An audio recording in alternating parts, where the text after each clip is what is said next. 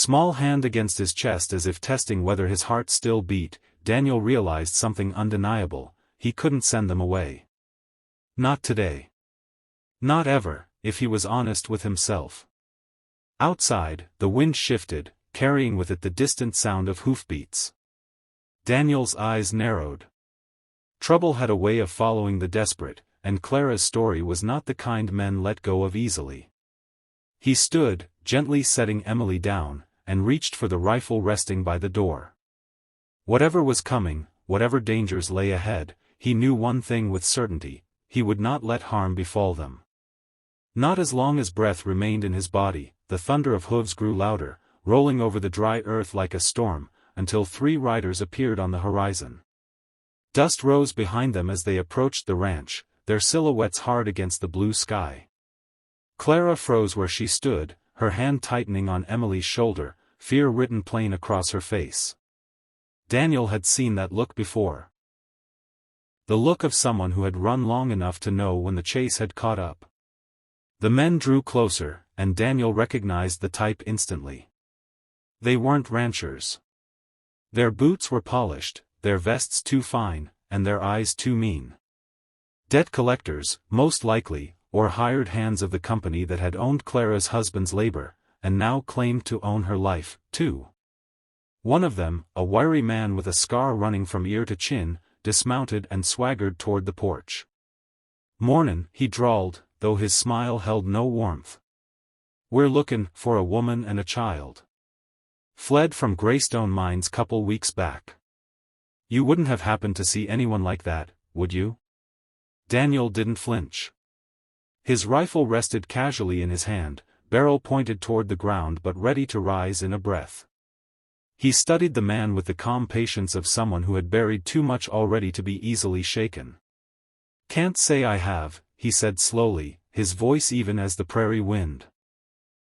The man's eyes flicked toward the window, where Emily's small face peeked out before vanishing back into the shadows. A smirk tugged at his lips. "Funny," he said, stepping closer. "Because word is she's out here beggin' for charity. And charity's a rare thing these days." Behind him, the other 2 men chuckled, their laughter sharp as broken glass. Daniel's jaw tightened. He had lost once before, lost the 2 people who mattered most, because he hadn't been able to stop the fever, because he hadn't been enough. He would not lose again. "You've had your answer," Daniel said, his tone dropping like steel. "Now get off my land." The man with the scar tilted his head, amused. "This ain't your fight, rancher. Best not make it one." The rifle rose so fast the man froze mid-step, his smirk fading under the shadow of its barrel.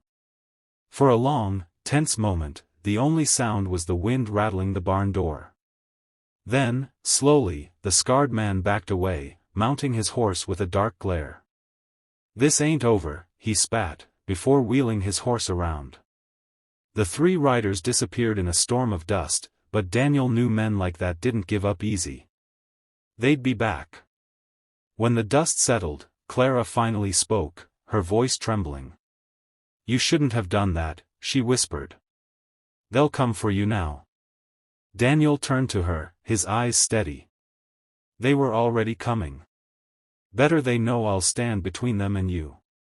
Her lips parted, but no words came. For the first time since she'd knocked on his door, Clara let herself really look at him, not just a stranger offering shelter, but a man who had made a choice, not out of obligation, but out of something deeper. Gratitude swelled in her chest, mingled with guilt. She had brought danger to his doorstep, and yet, in his gaze, she saw no regret. Only resolve. That night, as the stars spread across the sky, Clara sat by the fire while Emily slept curled in a blanket. Daniel busied himself repairing a broken chair, though his mind was far from the task. After a long silence, Clara spoke. "Why?" she asked softly. "Why risk yourself for us? You don't even know me." Daniel set the chair down and looked at her, the firelight reflecting in his eyes. "I know enough," he said. "I know what it's like to lose everything. And I know what it's like to wish, just once, someone had stepped in. Her breath caught. She wanted to ask more, to dig into the pain she sensed beneath his words, but something in his face told her it wasn't time. Instead, she nodded, holding his words close like an ember against the cold. Days passed. Clara helped with the chores, proving herself far from helpless. Mending fences, cooking meals, even tending to the horses with a gentle hand. Emily's laughter began to fill the ranch, chasing away the ghosts that had long haunted its halls.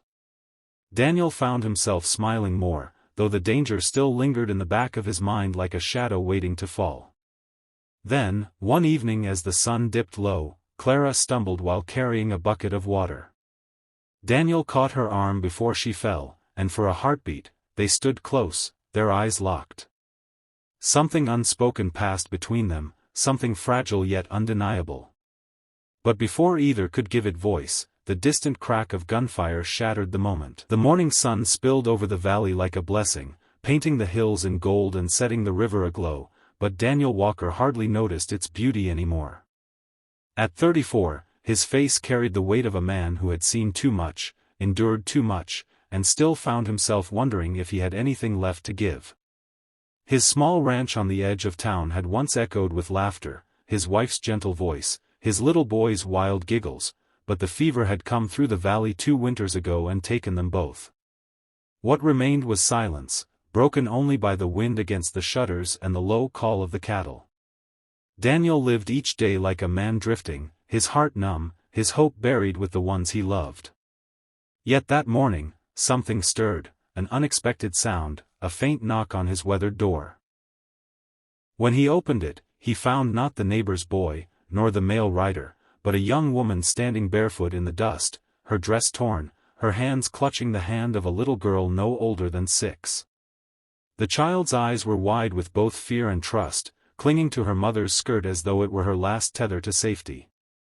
"We need help," the woman whispered, her voice cracked and dry, as if she had been walking for days. Her suitcase looked nearly as worn as she did, its handle fraying, its leather stained by years of travel. Daniel stared, the instinct in him urging caution. In times like these, when debts weighed heavy and landowners fought over every acre, strangers were not often welcomed. But then his gaze fell to the little girl, whose lips were parched, whose eyes carried the same hunger he remembered in his boy before the fever claimed him. Without thinking, he stepped aside. "Come in," he said, the word surprising even himself. Inside the cabin, Daniel poured them water, found bread left over from the day before, and watched as the girl devoured it with quiet desperation. The woman introduced herself as Clara, and her daughter as Emily. They had traveled from a mining town 100 miles west, where Clara's husband had died in a cave collapse, leaving her with nothing but debts owed to the company store. When she couldn't pay, men came with threats, leaving her with only one choice: flee in the night, carrying her child and what little she could salvage. Her story was not unusual in those days, yet the way she told it carried no bitterness, only weariness and a fragile hope that somewhere in the wide, unforgiving land, kindness still existed. Daniel felt a stirring he hadn't felt in years, an ache that was more than grief, something that whispered of possibility. But even as he listened, doubt gnawed at him. He was just one man, with a ranch barely holding together, and a heart still scarred. Could he take on the burden of another family, broken though they were? Could he open his door to a future he wasn't sure he deserved? He didn't have the answer yet, but as Emily climbed onto his lap without asking, pressing her